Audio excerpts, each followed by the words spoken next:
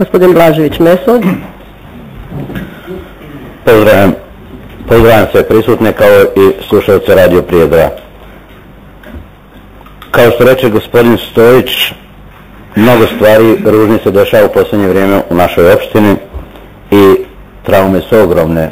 Kako reče gospodin Stojić, poslije onog Drugog svjetskog rata, tako ove su uspomene još jače i stvaraju jače emocije poslije ovog rata. Evo vidite, ja nosim ovu bijelu traku, a nosio sam je tačno prije 20 godina u Prijedoru, možda jedini ovdje. I traume su ogromne. Ja nisam tog trenutka znao da li staviti traku i izići sa njom u grad, ako je stavim u Strelčane neko ko me ne zna, a opet ako ne stavim traku i iziđem u Strelčane neko ko me zna, a ne stavljam traku. Koje pitanje, molim vas? I to su teške odluke. I to su traume. Moram malo razgovoriti. Ja isto, evo neću, postavit ću upravo pitanje kao što je postavio gospodin Stojić, može i u pismenoj, a može i u usmenoj formi. Kad će se jednom pojaviti ovdje memorialni centar u užem području grada za stradanje nesrpskog stanovništva u opštini Prijedor?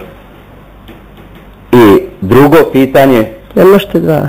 Pa nije to pod jednim pitanjem. I drugo pitanje, postoji zakonski osnov da se može manifestacija neka zabraniti, na osnovu čega je zabranjena manifestacija ovom obilježavanja 20 godina, kako su nazvali, genocida u Prijedoru, da li postoji zakonska osnova? Hvala. Hvala gospodine Blažević.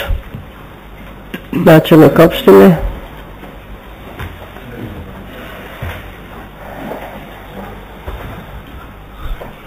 Moram reći da ja zadnjih možda mjesec dana trpim strašnu torturu putem interneta i da sam optužen,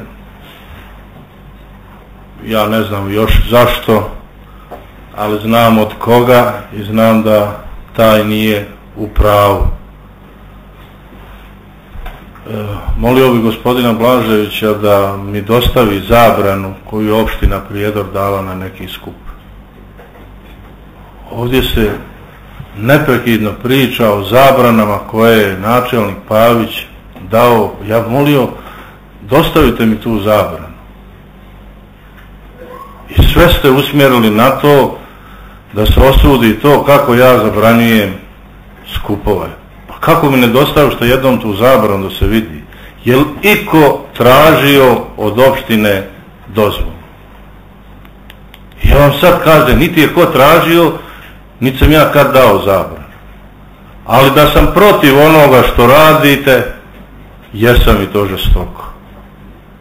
Jesam, jer ste riješili uvući Prijedor u jedan vrtlog iz koji ćemo teško izići, odnosno izićemo, ali ponovo osakaćeni. A zašto to radite Prijedoru? Vjerovatno morate vaše mentore pitati van Prijedora. I zato mislim da je to zaista nekorektno pitati mene za zakonsku zabranu, a nema zabrane nikakve. Ja niti sam dao, niti mene ko pitao za dozvolu. Jednostavno ne, kako ću sad dati, imam zakonskog osnova za zabranu kad ja nisam šta dobio, niti sam kakvu zabranu napisao.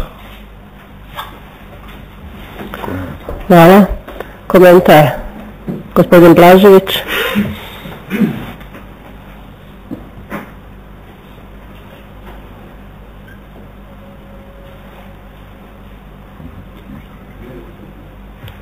Gospodin Blažević, komentar, uključite u mikrofon. Ne, ja ponavljam da služba čuje. Možda se uključi mikrofon, gospodin Blažević.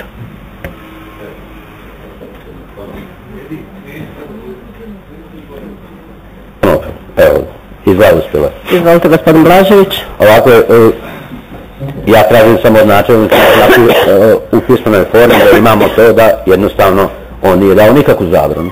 I to je u redu. Ali opet ove insinuacije, vi radite, to nisu umjesne.